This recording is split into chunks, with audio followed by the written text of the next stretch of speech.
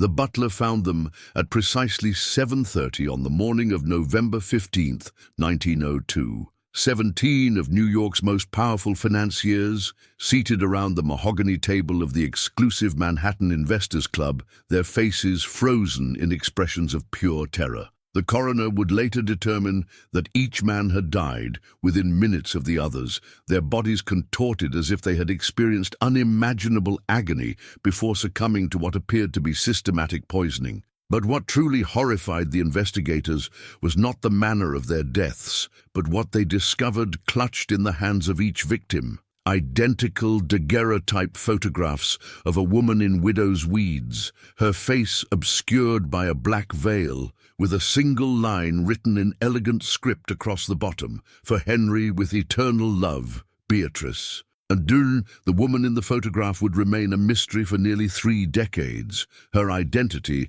buried beneath layers of false names, forged documents, and a trail of carefully orchestrated revenge that had taken 20 years to complete. When the truth finally emerged in 1931, during the investigation of another suspicious death at a private gentleman's club, it revealed one of the most methodical and psychologically complex murder sprees in American criminal history. Beatrice Thornfield had been born into New York's old money aristocracy in 1841, the daughter of railroad baron Samuel Thornfield and his wife Margaret, whose family had controlled shipping lanes along the Hudson River for 3 generations. The Thornfields occupied a mansion on Iron Row, the stretch of Fifth Avenue between 72nd and 79th Streets that housed the city's most established families. Their neighbors included the Astors, the Vanderbilts, and other dynasties whose wealth had been built on the expanding American economy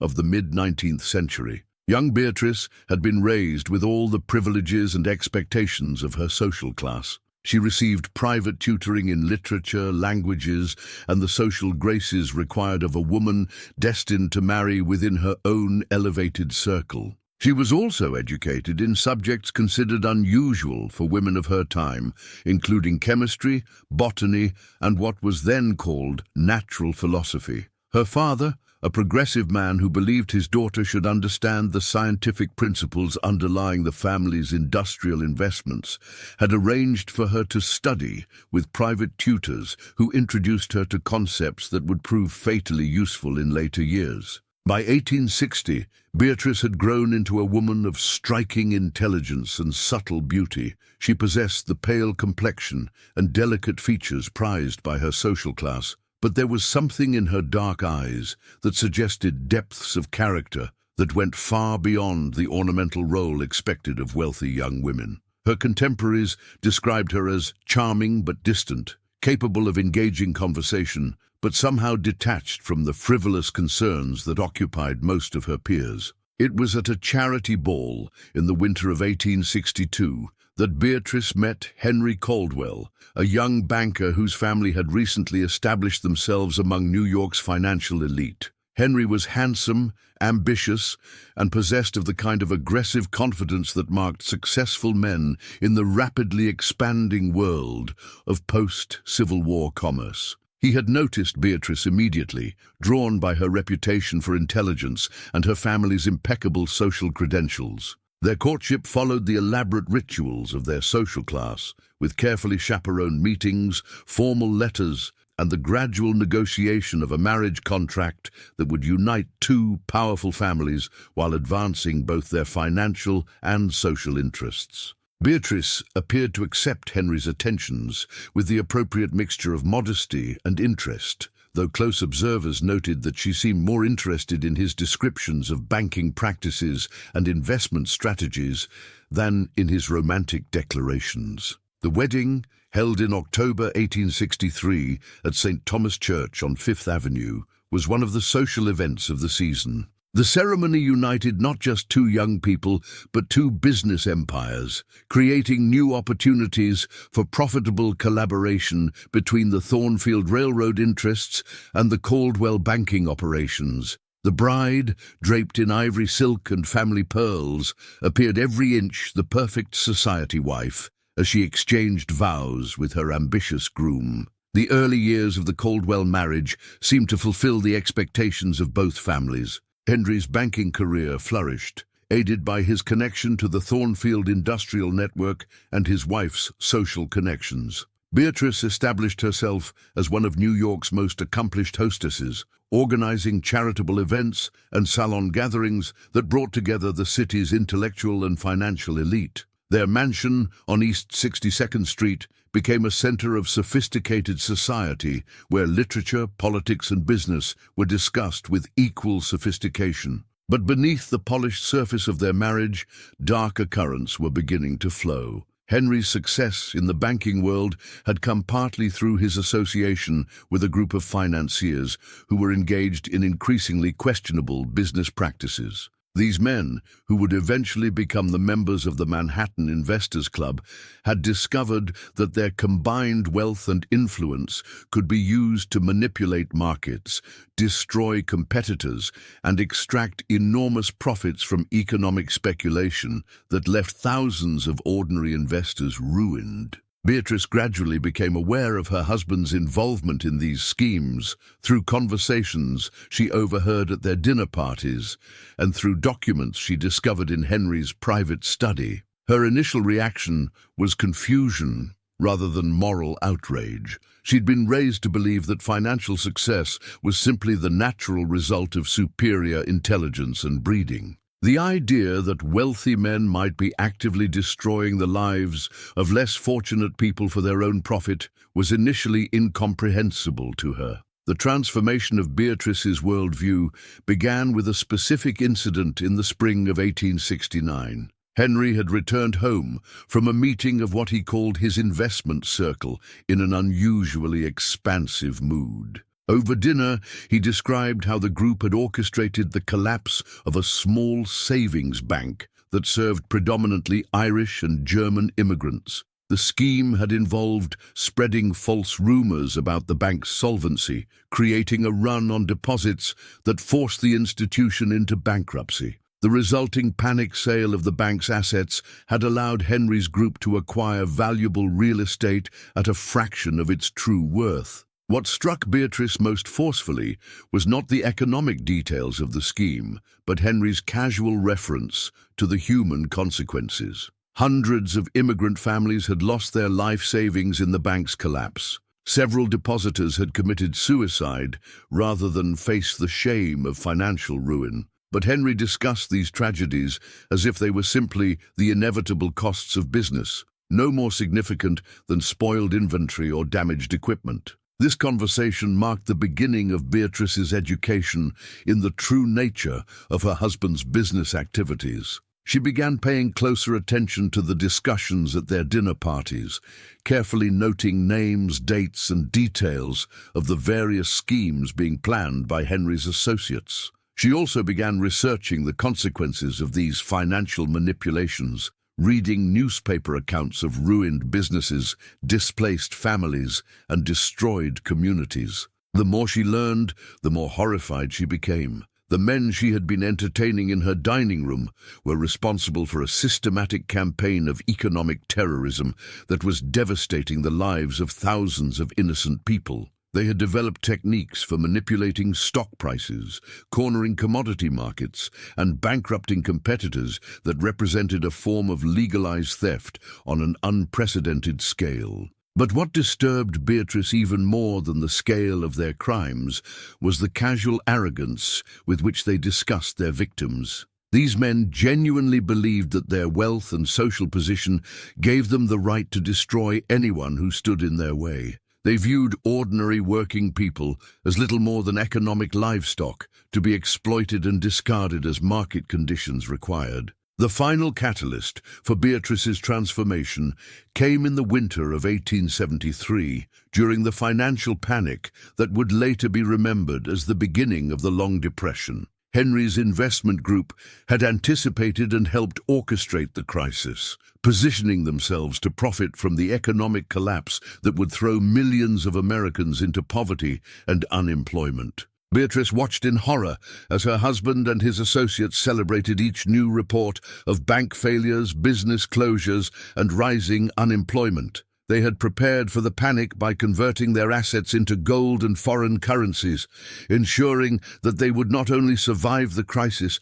but actually increase their wealth, while the rest of the country suffered. It was during one of these celebration dinners that Henry made a comment that would seal his fate. Discussing the suicide of a prominent businessman whose company had been deliberately bankrupted, Henry remarked that such weak men were simply proving Darwin's theories about the survival of the fittest. The strong, he declared, had a natural right to prey upon the weak, and anyone who lacked the intelligence or ruthlessness to protect themselves deserved whatever fate befell them. Beatrice's reaction to this statement was a moment of crystalline clarity that would determine the rest of her life. She realized that her husband was not simply a successful businessman who had been corrupted by greed, but rather a predator whose fundamental nature was incompatible with human decency. More importantly, she understood that the entire group of men with whom he associated shared this predatory nature, and that they would continue destroying lives as long as they possessed the power to do so. The plan that began forming in Beatrice's mind was initially more fantasy than serious intention. She found herself imagining scenarios in which Henry and his associates would face consequences for their crimes, preferably consequences that would involve the same kind of suffering they had inflicted on their victims.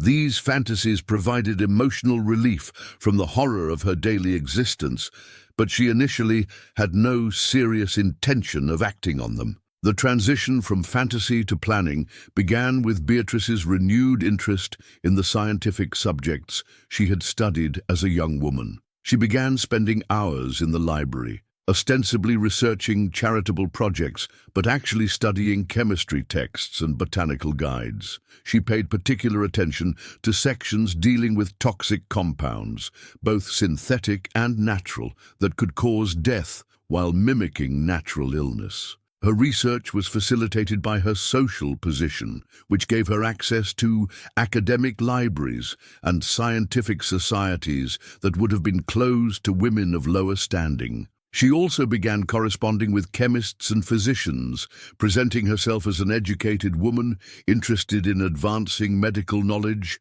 through charitable contributions. These contacts provided her with detailed information about poisons, their effects, and methods of detection that would prove crucial to her later activities. The development of Beatrice's murder methodology took over 2 years of careful experimentation. She began by testing various compounds on laboratory animals, which she acquired through her supposed interest in supporting medical research. She also experimented with different delivery methods, exploring how toxic substances could be concealed in food, drink, or other substances without detection. Her breakthrough came with the discovery of a particular botanical compound that could be extracted from plants commonly used in ornamental gardens. This substance, when properly prepared and concentrated, could cause symptoms that closely resembled heart failure or stroke, conditions that were common among middle-aged men and unlikely to attract suspicion from coroners who were not looking for signs of poisoning. The compound had several characteristics that made it ideal for Beatrice's purposes. It was virtually undetectable using the forensic techniques available in the 1870s. It could be delivered in extremely small doses that would be unnoticeable when mixed with food or drink, and it caused death through a process that appeared natural but was actually extraordinarily painful, involving progressive organ failure that could take several hours to complete. By 1875, Beatrice had perfected both her poison and her delivery method. She had also completed her psychological preparation for what she had come to view as a necessary act of justice. The men who comprised Henry's investment circle had declared war on innocent people and were systematically destroying lives for their own profit. Since no legal authority seemed capable or willing to stop them, she would take responsibility for protecting society from their predations. The first phase of Beatrice's campaign began with her own husband.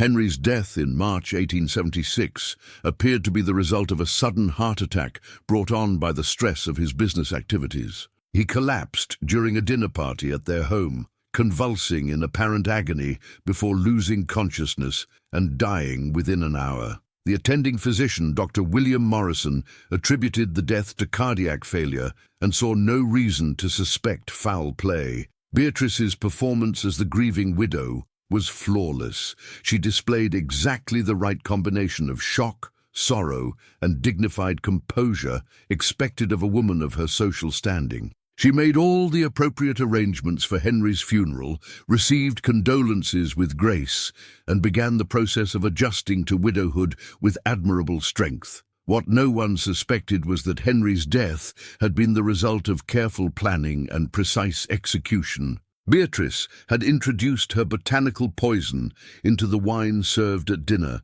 calculating the dosage to ensure that Henry would consume a lethal amount, while other guests would receive only trace quantities that would cause no lasting harm. The timing had been arranged so that Henry's symptoms would begin after the other guests had departed, leaving Beatrice as the only witness to his final agonies. The psychological impact of watching her husband die was less traumatic than Beatrice had anticipated. She felt no guilt or remorse, only a sense of satisfaction that justice had been served and that one source of innocent suffering had been eliminated. Henry's death also provided her with the financial resources and social freedom necessary to continue her campaign against his former associates. As a wealthy widow, Beatrice possessed several advantages that would prove crucial to her mission. She had complete control over her substantial inheritance, which included not only Henry's banking interests, but also her own family wealth.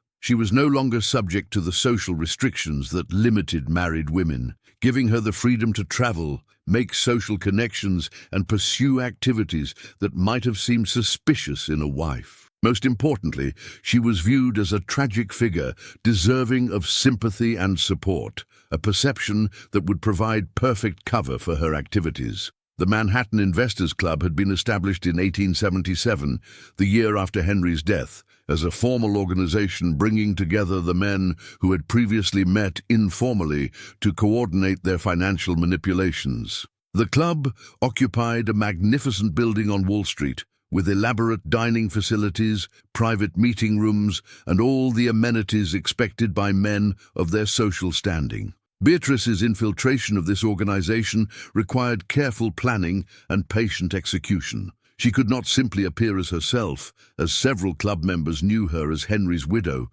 and might become suspicious if she showed unusual interest in their activities. Instead, she created an elaborate false identity that would allow her to observe and interact with her targets without arousing suspicion. The persona she adopted was that of Mrs. Victoria Sterling, a recently widowed woman from Boston who had moved to New York to manage her late husband's business interests.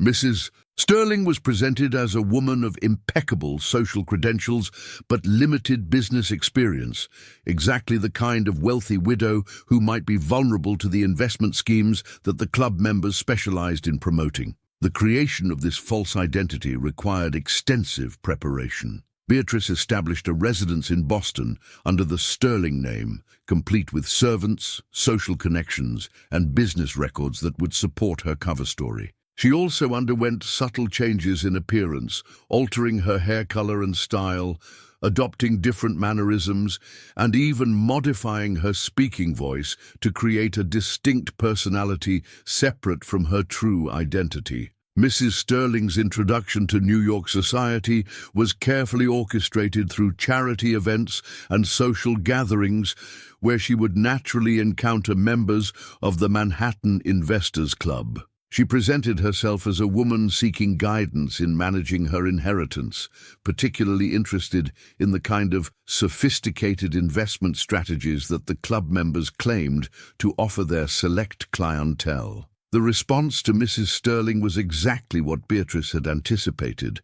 The club members saw her as an ideal victim for their schemes, a wealthy woman with limited business knowledge who could be easily manipulated into providing capital for their manipulations. They competed with each other to gain her confidence, each believing that he could convince her to invest in his particular area of expertise. This competition provided Beatrice with perfect opportunities to study her targets individually, learning their personalities, habits, and vulnerabilities. She attended dinner parties at their homes, joined them for theatre performances and cultural events, and gradually insinuated herself into their social circle as a valued friend and potential business partner. The intelligence she gathered during this period revealed that the club members had expanded their criminal activities far beyond the financial manipulations that had originally brought them together.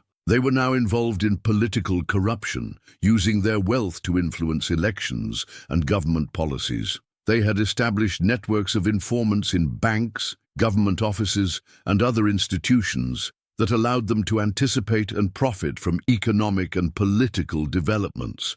Most disturbing of all was their involvement in what could only be described as human trafficking. The club members had discovered that they could acquire controlling interests in companies that employed large numbers of immigrant workers, then systematically exploit these workers through unsafe conditions, excessive hours, and wages that barely covered basic survival needs. When workers died from industrial accidents or disease, their positions were simply filled by other desperate immigrants who had no choice but to accept whatever terms were offered. The documentation of these activities was carefully maintained by the club secretary, a meticulous man named Edmund Whitmore, who kept detailed records of all their schemes and their profits. Beatrice's access to these records, gained through her friendship with Whitmore's wife, provided her with comprehensive evidence of the full scope of the club's criminal activities.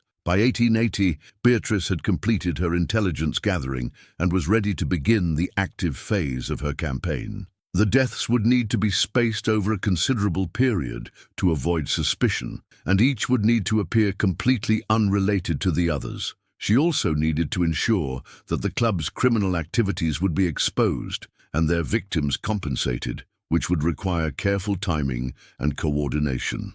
The second phase of her campaign began with the death of Theodore Blackwood, the club member who had been most directly involved in the scheme that bankrupted the Immigrant Savings Bank. Blackwood's death occurred during a hunting expedition in the Adirondacks, apparently the result of accidentally consuming poisonous mushrooms that he had gathered for dinner. The death was investigated by local authorities, who concluded that Blackwood had simply made a fatal error in distinguishing edible mushrooms from toxic varieties. What they didn't realize was that Beatrice, using her Mrs. Sterling identity, had been among the hunting party and had carefully substituted prepared toxic specimens for the edible mushrooms in Blackwood's personal collection. Blackwood's death was followed 6 months later by that of James Morrison, who suffered what appeared to be a stroke while attending a concert at Carnegie Hall. Morrison had been the primary architect of the political corruption schemes,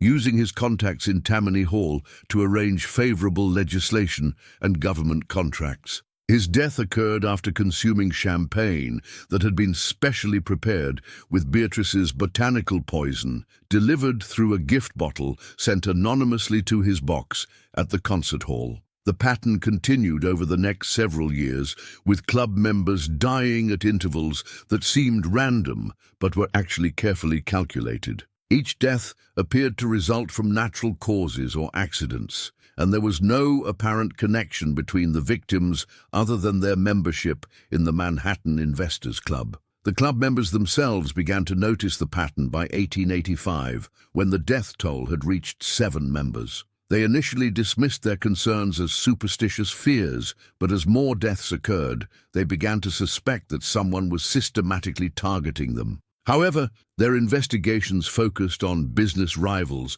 or disgruntled investors, never considering that the threat might come from within their own social circle. The growing paranoia among the surviving club members provided Beatrice with additional opportunities to observe and manipulate them. As Mrs. Sterling, she was often consulted for advice and comfort by men who were beginning to fear for their own lives. These conversations allowed her to identify which members were most deeply involved in the club's criminal activities and should therefore be prioritized for elimination. The psychological impact of the campaign was as important to Beatrice as the physical elimination of her targets. The surviving club members lived in constant fear, never knowing when or how the next death would occur. They hired private investigators and bodyguards, but these precautions were useless against a threat they couldn't identify or understand. The fear also began affecting their business activities. The surviving members became increasingly cautious about their schemes,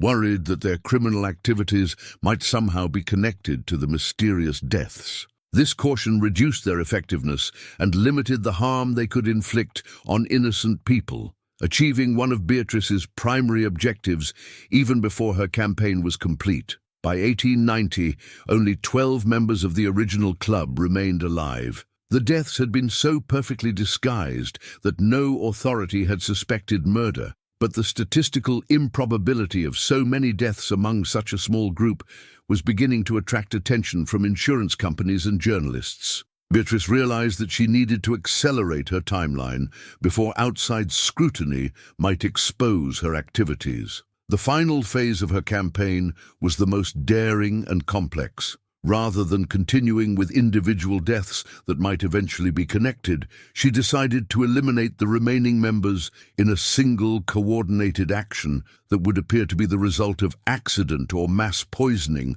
from a contaminated food source. The opportunity came with the club's annual dinner in November 1902, a formal gathering where all remaining members would be present to discuss their business activities for the coming year. The dinner was held in the club's private dining room, with food prepared by their exclusive catering service and wine selected from the club's private cellar. Beatrice's infiltration of this event required her most sophisticated deception yet. She could not attend as Mrs. Sterling, since that identity was not directly connected to the club's membership. Instead, she arranged to be hired as a temporary servant for the evening, using forged references and a disguised appearance that made recognition impossible. The mass poisoning was accomplished through contamination of the wine that would be served with the main course. Beatrice had calculated dosages that would ensure rapid death for all 17 remaining members,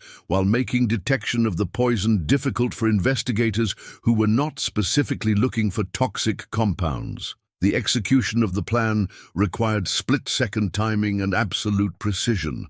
The poisoned wine had to be served to all members simultaneously, preventing any from warning the others if symptoms appeared early. Beatrice also needed to ensure her own escape before the effects became apparent, requiring careful coordination of her movements throughout the evening. The dinner proceeded normally until approximately 7:15, when the first symptoms began to appear. The club members initially attributed their discomfort to rich food or excessive wine consumption, but within minutes it became clear that something was seriously wrong. The poison Beatrice had chosen caused progressive paralysis, combined with excruciating pain, ensuring that her victims would suffer as they had made others suffer. By 7:30, all 17 men were dead, their bodies arranged around the dining table in a grotesque tableau that would haunt investigators for decades. The daguerreotype photographs that Beatrice left with each body were her final signature, a message that their deaths were not random, but rather the result of justice long delayed. The investigation that followed was the largest murder inquiry in New York's history up to that time. The simultaneous death of 17 prominent businessmen under mysterious circumstances created a sensation in the press and a panic among the city's financial elite. Every aspect of the club's activities was scrutinized, every possible motive explored, every potential suspect investigated. But the investigation was hampered by the very perfection of Beatrice's planning. The poison she had used was virtually undetectable, using contemporary forensic techniques. Her false identity as Mrs. Sterling was so thoroughly constructed that investigators found no flaws in her background or inconsistencies in her behavior. Most importantly, the motive for the murders was hidden beneath layers of financial complexity that investigators were unable to penetrate. The case remained officially unsolved, though various theories were proposed over the years. Some investigators suspected business rivals or foreign agents seeking to destabilize American financial markets. Others theorized that the deaths might have been the result of a political conspiracy or labor organization seeking revenge against capitalist exploiters. Beatrice herself disappeared immediately after the mass poisoning, abandoning both her true identity and her Mrs. Sterling persona. She had prepared for this moment by establishing new identities and financial resources that would allow her to live comfortably while remaining completely invisible to investigators. The revelation of Beatrice's identity and methods came only in 1931, nearly 30 years after the Manhattan Investors Club murders. The discovery occurred during the investigation of another suspicious death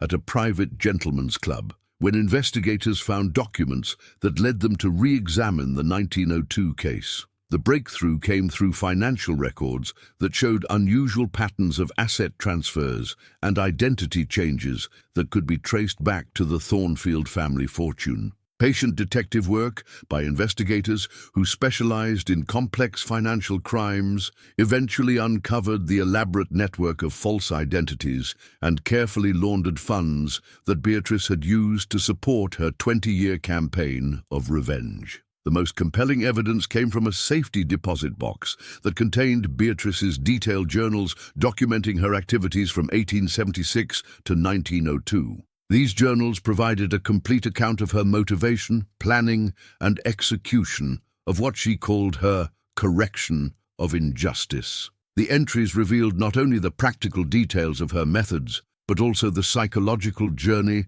that had transformed a privileged society woman into one of history's most methodical serial killers. The journals also contained evidence of the Manhattan Investors Club's criminal activities, including detailed financial records and correspondence that confirmed their involvement in schemes that had caused massive economic damage and human suffering. This documentation provided vindication for Beatrice's claims about her victims' guilt, though it did nothing to justify her methods of dealing with them. The final entry in Beatrice's journals, dated November 16, 1902, the day after the mass poisoning, revealed her ultimate fate. She had poisoned herself using the same botanical compound she had used on her victims, viewing her own death as the necessary completion of her mission of justice. Her body was never found, but chemical analysis of residue in the safety deposit box confirmed that she had prepared a lethal dose of her signature poison.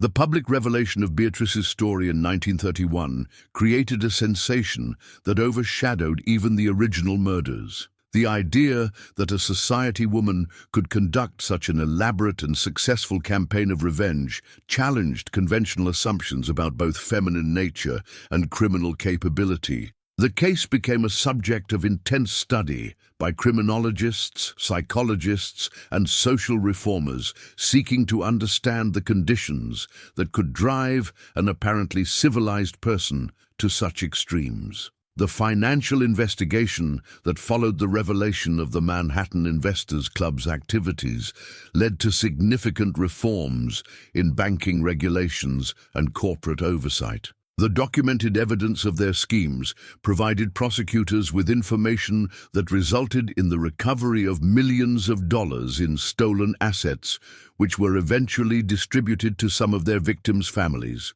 The case also influenced the development of forensic science, as investigators recognized that traditional methods of detecting poison were inadequate for compounds like those Beatrice had used. New techniques for chemical analysis and toxicology were developed partly in response to the recognition that sophisticated poisoners could operate undetected using existing forensic capabilities. The psychological analysis of Beatrice's journals provided insights into the development of what would later be recognized as organized antisocial behavior motivated by ideological rather than personal factors. Her case became a standard reference for understanding how intelligent individuals could rationalize systematic murder as a form of social justice. The location of the Manhattan Investors Club building was eventually converted to other commercial uses, but the dining room where the mass poisoning occurred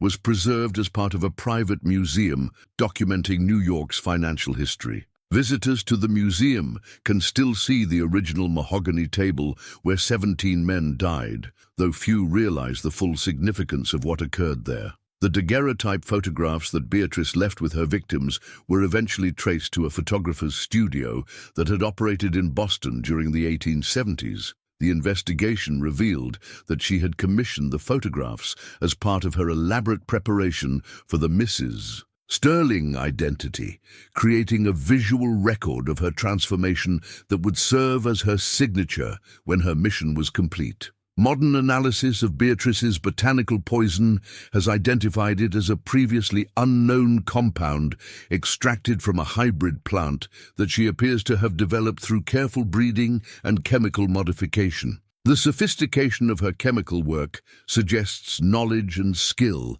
that went far beyond what would have been expected from even a well-educated woman of her era. The financial trail that Beatrice created to support her activities has been studied as an early example of sophisticated money laundering and identity fraud. Her techniques for moving assets between different identities and jurisdictions anticipated methods that would not become common among criminals until the late 20th century. The mansion on Iron Row, where Beatrice spent her childhood, was demolished in 1921, but the site remains marked with a small plaque commemorating the Thornfield family's contributions to railroad development. There is no mention of Beatrice or her later activities, reflecting the family's successful efforts to distance themselves from her crimes. The case files related to Beatrice's investigation were sealed for decades due to their sensitive nature and the prominent families involved. The partial declassification in 1968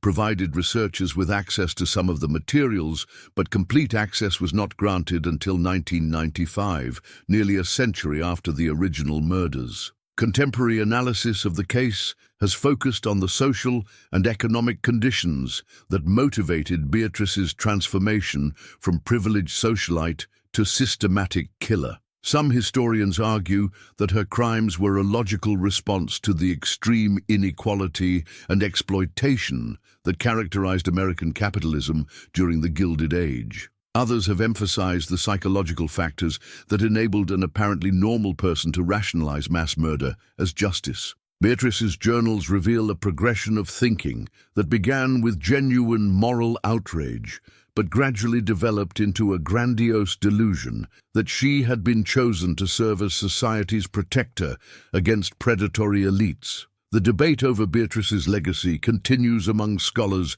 studying the intersection of crime, justice, and social reform. While no one defends her methods, some argue that her documentation of the Manhattan Investors Club's activities provided valuable evidence of systematic corporate crime that might otherwise have remained hidden. The botanical compound that Beatrice developed for her murders was eventually synthesized and studied by pharmaceutical researchers investigating plant-based toxins. The research, conducted under strict security protocols, has contributed to the development of both new medications and improved methods for detecting exotic poisons. The story of Beatrice Thornfield remains one of the most complex and disturbing cases in the annals of American crime. Her transformation from privileged society woman to methodical killer illustrates the dangerous potential that exists when intelligence, resources, and moral outrage combine with a willingness to place personal judgment above legal and social constraints. The 17 men who died in the Manhattan Investors Club dining room were undoubtedly guilty of crimes that had caused immense suffering to thousands of innocent people. But Beatrice's solution to this injustice created new horrors that served no constructive purpose beyond personal revenge. Her story serves as a reminder that the pursuit of justice, when divorced from mercy and legal process, can become indistinguishable from the very evil it seeks to correct. In the end, the widow of Iron Row achieved her goal of eliminating the men who had destroyed so many lives. But the cost of her victory was the destruction of her own humanity and the creation of a legacy that would inspire both admiration and revulsion for generations to come. The elegant woman in the daguerreotype photograph, her face hidden behind a veil of mourning, remains a symbol of the terrible power that can be wielded by those who convince themselves that their personal sense of justice supersedes all other moral considerations.